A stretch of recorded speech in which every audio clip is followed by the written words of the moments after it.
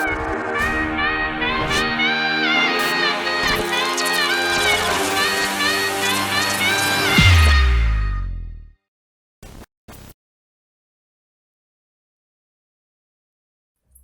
guys, and welcome to another video. In this one I'll be doing a review which will be the first on my channel, and as seen in the title this is part 1 of 2, which I'll explain why a little later on. As you have guessed from the title, this review is about a product from Lonestar Tactical whose main focus is on airsoft face protection. But first, a bit of background information on myself and why I chose to give Lonestar Tactical a go.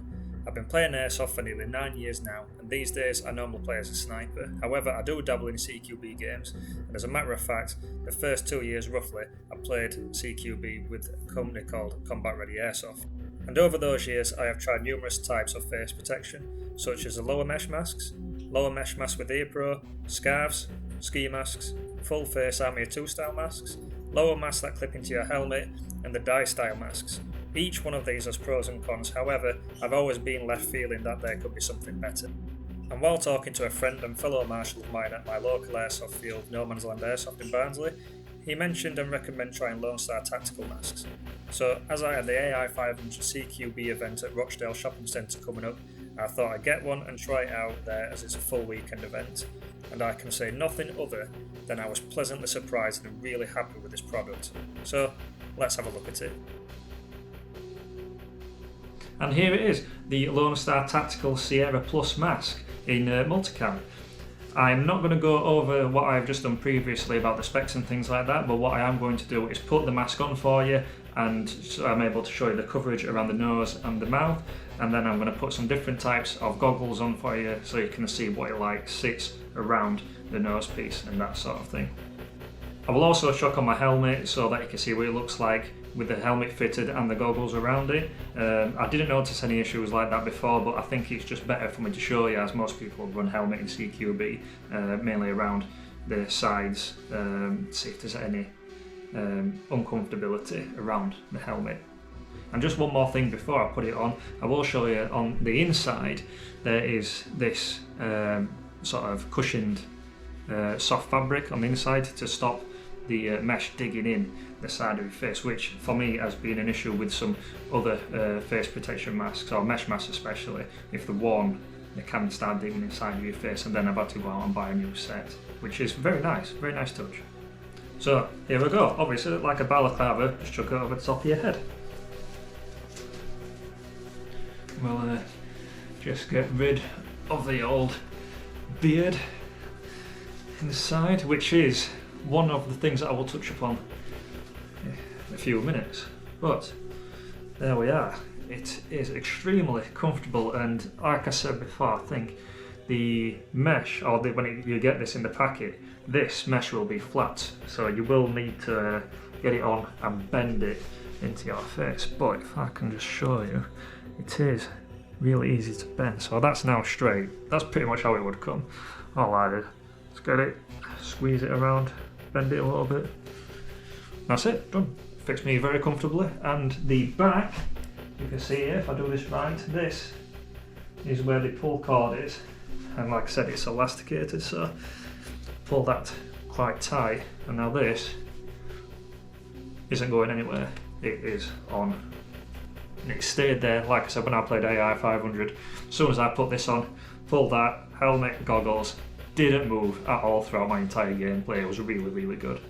So just before I go to put the goggles on, I am actually going to loosen this off again and take it back off and show you how I wore mine at the AI 500.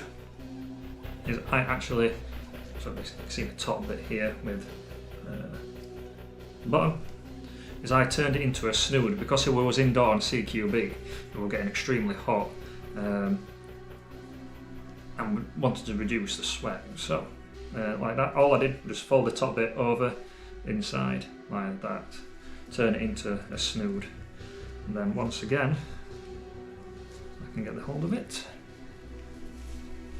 pot it over my head, so, and then I got the elasticated pull cord, pulled it tight, just get it back over my ears, there. And that's it, it's now snood, and you've got nothing over your head if it is hot, whether you're outside or you're indoor doing CQB where you are going to get a lot sweatier. But that's how I ran mine at the AI 500 event. And like I said, if it gets to winter or you're playing outside and you're a little bit cold, just pull the balaclava back over. It's a really good idea, it works. So I do have some different types of goggles and glasses to put on just to show you what they fit like. Here I have my Oakley Alpha ones that I got sent by a good friend of mine who was in the Royal Marines. Let's see, chuck them over. Put them on. So they fit right underneath, and there is a little gap. You can just see here underneath. But like I said, with other mesh masks, especially, I've actually got one here. This style of mesh mask, you get the same thing. The ever so small gap, but it is what it is. One other thing that I didn't mention, or well, I did mention before, is perforated. Like I'm just studying now, these are starting to fog up just a little bit, but all this in the mesh as well is perforated. So as long as you keep moving, really, these sorts of glasses and goggles shouldn't steam up. My next ones is also by Oakley. These are the bigger style goggles. Pop them underneath. Velcro, these ones, I think they're supposed to go into a helmet, but again, if I go close, I haven't got it in the middle of my face, that's my problem. So you can see here again, I've got a little gap underneath. I mean, to be honest, you could just rise it up. Oh, well, there you go, even better. Didn't realise, but now in the review, here we go. That is now covered. The mesh goes to here, where my things are. So it goes quite the way around. That is my chin, so this, even though I picked it up, my mouth is about here. So nose ends right there, mouth here, so it's still, even though I moved it right up to cover those gaps, with the bigger goggles like these, I still get full protection of my mouth and my nose and around the side of my face. So again, fits these goggles pretty spot on. Another type of goggles, which I think is the main type for airsoft, they're upside down, is these style. The mesh ones, I'll pop these ones over. Again, these are on. Same thing, small gap right underneath, but pull it up and stretch it a little bit. Tuck it right up there. My mouth is still covered here, no gap underneath. Spot on. And these ones are my Hero Shark ones, which are pretty much the same sort of shape as the ones I've just had, but they're a lot better fitting. These are another thing that I would highly recommend anybody, any airsofter to get. But again, as you can see, it's the smallest of gaps that it's one of those things where it's the smallest of gaps, you're probably not going to get shot there, and if you do, I'm going to say the words are doing it intentionally, so it's highly unlikely, but it still fits with every pair of goggles, and it doesn't interfere or try to knock them. It's all separate, but it's such a comfortable and snug fit, which is really, really good for obviously your protection. Now I've got my fast helmet, so I'm going to chuck this one on while it's down like we're wearing at the AI 500 event.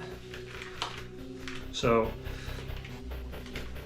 all I did, like it is now, I'm not going to bother fastening it for the time being, I'm just going to show you. And when it's like this in the snood one, these are just on top of my ears. Both sides, move that out of the way. So it's naturally under the helmet. So that's how I worn it. It's very comfortable, like I say, because there is no I haven't got the balaclava on top wearing it like a snood. With the helmet on, I still get full ventilation. So obviously now I'm back with the balaclava fully over the top of my head. I wanted to put it on with the helmet like this because I have wore some balaclavas. I've actually got one here. I've actually got one here.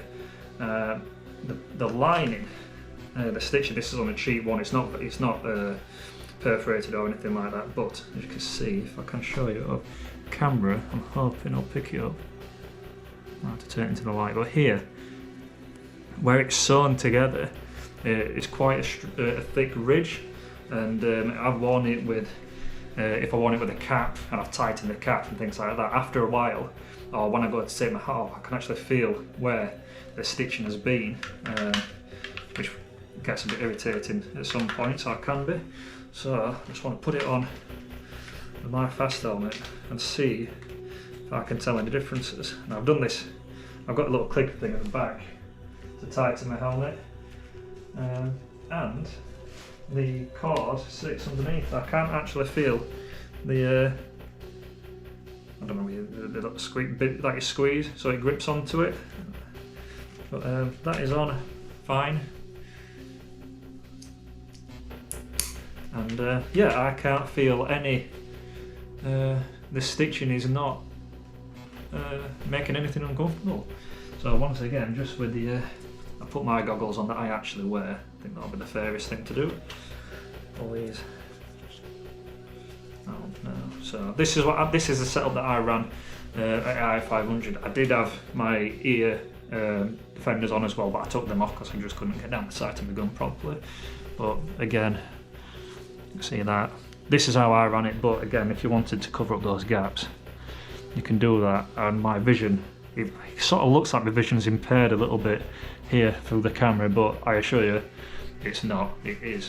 Vision is just as clear from there to here. Makes no difference. And yeah, when I was running around at the i500, I got no issues with this whatsoever. I was comfortable throughout the entire weekend, and I came away with no marks on my face from being shot, which was surprising for that event because BBs were going left, right, centre, everywhere. Ricochets coming around walls. The bruises that I've got all over my chest and stuff, and then none on my face. This really is a great piece of kit to have. So as I said earlier, this is part one of 2 videos that I'm doing for the reviews of Lonestar tactical masks, because I want to get some more colours in, and they also do some 3D ghillie masks, which I am obviously played mostly as a sniper. I am really interested in getting my hands on. So once I get those, I will come back and do the second part of the review. And while we're on about the ghillie masks, the one thing, if they are the same length as this one, which it might affect some people, for me I think it definitely does, because the mask that I wear at the minute, the ghillie one, because I have a beard, for this, my beard, this one is longer than mine, but it does stick out a little bit, and I think especially for the ghillie masks that they make, I would recommend, it's probably constructive criticism, to make this bit, or the front part, so from here down frontwards, maybe a bit longer, so it comes to sort of mid-chest, because me especially, I wear a ghillie cape. So all my pouches and stuff are open at the front and visible, easy access for me to get to my mags and things like that. So if this was 3D, I'd all the 3D leaves on it so that I could craft on top of it as well, and this was longer, it would cover up things on my chest. So that's maybe something that Lonestar Tactical could think about in the future. But other than that, everything else about these masks are fantastic, and the price ranges of them are spot on. They are well affordable for every single player, and I couldn't recommend them more. So Lonestar Tactical, great piece of kit, and I will be ordering some more from yourselves. So that's it for my review of the Lonestar Tactical Sierra Plus face mask. I hope I have answered any questions you may have had about it, and the link to Lonestar Tactical's website is in the description should you want to purchase one. I cannot recommend them enough. They are great pieces of kit. If you did enjoy the video, please leave a comment and hit the subscribe button, I'd really appreciate it. And don't forget to go and check out my other videos for gameplay. And keep an eye out for more reviews of airsoft kit, as some of you have been asking for reviews or videos about my sniper rifle and ghillie setup, which I'll be doing as soon as possible. Thanks again, and I'll catch you in the next one.